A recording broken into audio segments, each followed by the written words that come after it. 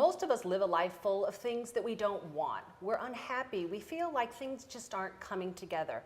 But how do we bring forward a life of what we really do want? What brings us happiness and joy?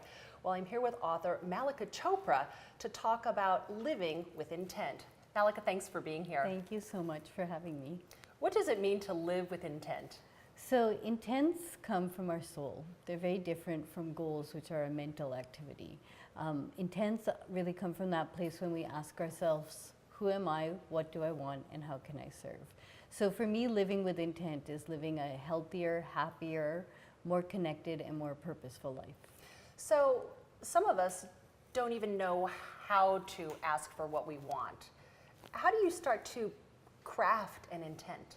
So when I was young, I learned how to meditate when I was 9. My father is the well-known author Deepak Chopra. And after meditation, my father would ask my brother and I to repeat a phrase. It goes like this: I am responsible for what I see. I choose the feelings I experience and set the goals I will achieve. And everything that seems to happen to me, I ask for and receive as I have asked. And my dad would ask us, what do you ask for? We'd say tickets to the Celtics, a trip to Hawaii, a new Atari game. So we had many things we'd ask for, but he'd ask us to consider love, connection, inspiration, purpose. So we were taught on a daily basis to ask for the qualities in our life that we wanted. So I think that's where we begin. We start to really ask ourselves at a very deep level, what's going to make me happy? What's going to make me feel connected? And to be truthful and honest about the answers. I think that's such an important point because, especially now with the law of attraction, we all ask for something material. And we think that an intention to manifest something material is going to bring us happiness or bring us peace or bring us a sense of well-being. And even when it arrives, we still feel the same. Yeah. So, we were never taught about the law of attraction in that way. It never really came up the material side. Right. It was really more to think about how we could be connected, how we could be purposeful, asking on a daily basis, how can I serve? How can I serve not only myself, but my world, my community, my planet? So, I really think of intent that way, but I recently wrote a book, and in it I came up with a path to intent.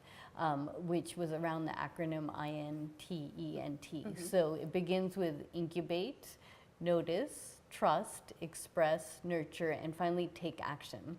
And so that's one of the things I really feel in this world of the law of attraction or self-help is people say, oh, I state what I want and it happens. I don't believe that. I wasn't taught that way. I really believe that it's a process of life.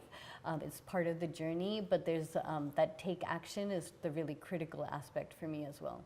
So you talk about the first step is to incubate. Yes. How do you incubate an idea?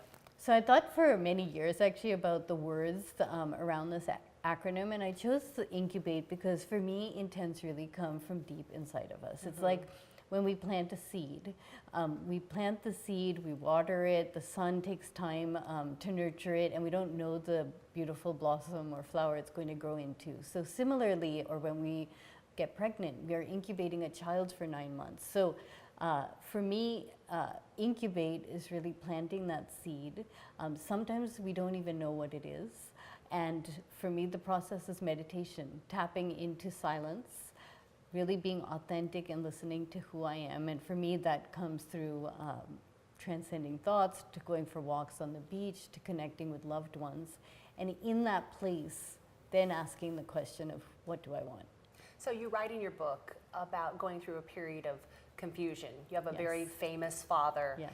And you felt for some time that you needed to also achieve at that level? So like I said, I'm a Chopra. I learned how to meditate when I was 9. So people think that I lead this life of meditation and yoga and eating vegan. And the fact is I'm an irregular meditator. I hate doing yoga. I'm a sugar addict.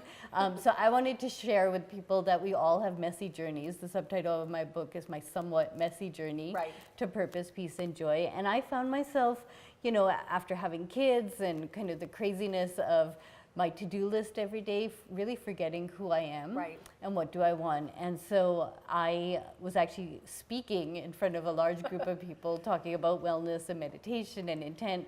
And while I was speaking, in the back of my head, I was thinking, oh my God, I go to the dry cleaner, I have to pick up dog food, why did I just eat that chocolate chip cookie and have that double macchiato? I'm feeling so Right. wired. And I realized, you know what, I'm not living authentically, and I decided to make a change. Do you think also, though, that we women, especially mothers, put so much pressure on ourselves? We, like you said, we have this to-do list. We have to go to the cleaners, we have to go to the PTA meetings, we have our work, our careers, everything. And then there's meditation and spiritual practice and being loving and joyful and happy. And it goes on and on and on and Yes. on and on. I found myself, I'm also an entrepreneur, and so I have a Right. busy career as well. And I found myself, either I'm guilty because I'm not in class doing the volunteer mom thing, or I'm guilty because, I'm not at a meeting, doing stuff for work. So I felt I'm always guilty. I'm not taking care of myself. I'm so busy taking care of everybody else. But I'm not meditating, I'm not exercising, I'm kind of getting through the day with sugar and caffeine. And I think as women, and that's why nurture is that second N in my path, is we really do need to nurture ourselves and take care of ourselves, because we can't take care of the rest of the world if we're not healthy and feeling kind of equipped with what we need to do that. So one of the things is to nurture ourselves. Why is that so hard for women? I think most of us are so busy taking care of everyone else, whether it's our children, our parents, people in our community, volunteering, and we just forget that we need to take care of ourselves. So I really focused on nurture, which was dealing with the guilt that I had if I'm not working or I'm not at school, dealing with the self-criticism. Actually my first N is notice, and a big part of that was noticing that I'm constantly criticizing myself or feeling insecure or saying things to myself like I'm overwhelmed, I'm tired, and if that's my language, that's going to be the reality of my life. So nurture is really about letting go of that, letting go. For many people, they have shame, they have guilt, and I think as women we need to nurture ourselves to be able to take care of others. I think that it's really important to also feel that we have the right to have an intention. Yes. I think that that's something that I find so frequently doesn't even occur to women, is that it's okay to even have an intention for yourself. Like, we have intentions for our children, we have intentions for our church, we have intentions for our husbands or our life or our clients, but we don't always think that we have a right to even have one for ourselves.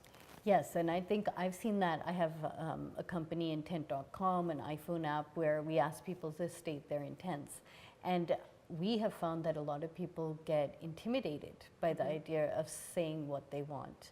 And again, I was taught to always ask for those qualities in my life, but I realized that a lot of people don't feel comfortable with that. What we found through social media and our website, though, which was great, is that when people stated their intent, other people supported them. And it became an easier process to first support other people, to give to other people. And then in that process, people started becoming more comfortable in thinking about what they wanted, asking themselves those questions honestly, and then beginning to share them. It's interesting, I think that through service to others, we do find ourselves. Yes. And that when we can be supportive, especially when people have big dreams. Yeah. Some intentions are small. Yes. Like, I'm going to have kind words to myself. And other Yes. ones are big. Like, Yeah. I'm going to go back to school and get a degree, or I'm going to start my own business. Is there anything that's different between a smaller intention and a larger intention? No, I don't think we need to judge intents. But when I was writing my book, I did realize, there were those intents which I called micro intents, which is just the intents to get through the day. Right. And then there are those that are the larger ones. And what we did on our website, which is really fun and you can do with technology, is the ability to reaffirm your intent daily, to update your intent and tell your story as you're going along. But most importantly is what I said before, is that network of support. Because when other people support you, they recognize you, they acknowledge you, and you feel more motivated and inspired. And then also you have a community of people who are celebrating with you, and also encouraging you, because we all kind of are on that messy journey. So what happens when you have an intent and it changes? So, I think, which is fine. I feel that if we do this process of incubating, noticing, trust. So for me, I realized that there's a real difference between my ego intense and my non-ego intense. And often, being kind of a ambitious, competitive type of person, often I will say I want to do something, but if I really listen, to a deep place of why do I want to do it, often my answer may be different. So that's why that trust aspect became really important, which is let me really trust that knowingness that comes from a place of silence, and what will really make me happy, because sometimes it may not be what I kind of assume it would be. And some intents have more power than others. So how do we empower an intent that we have? So I think, I feel very strongly in expressing your intent and taking action. So again, 2 of the steps in the wheel. But I think the reason I started intent.com is that I was always taught that say what you want. When you say what you want, you put energy into it, you create a ritual around it, and you create momentum around that as well. As you put it, you don't have to put it on a website, but you can write it and create the ritual of stating that and putting it out to the universe. And when you do that, you start to notice people, places, circumstances that can help you on your journey. You begin to set smart goals so that you can actually take action and implement them. So I think power comes through expression, it comes through taking steps, it comes through being okay to fail. I spoke to Arianna Huffington when I was writing my book, and her whole kind of angle was, it's okay to fail, but at least you're taking a step forward. You're learning, and then you recalibrate as well. And I think the failure gives you a lot of clarity sometimes. Yes. A lot of when you're just starting with something, you have to have failure around it to really define what it is you want and what's working. And there's some gifts in failure. I mean, it may not be comfortable at the time, but there's some gifts in failing. Well, and I've definitely failed much more in my life than had success, but it's those failures that one reaffirmed that do I really want this or not? And kind of either give more energy into it. And Arianna talked a lot about the failures in her life and just how, it was just a stepping stone to success. So when you had your children, it clarified a lot for you. What was the biggest thing that came through for you? I grew up in a privileged environment. I got to meet incredible people. I had access to great education. So for me, I've kind of had, I feel, a blessed life. But I was actually 5 months pregnant on 9/11. And having seen so many people come to my father over the years, they often would come because they were diagnosed with a disease, they had gone through a divorce, they had lost a loved one. It was often that kind of experience that made them start asking deeper questions of their life.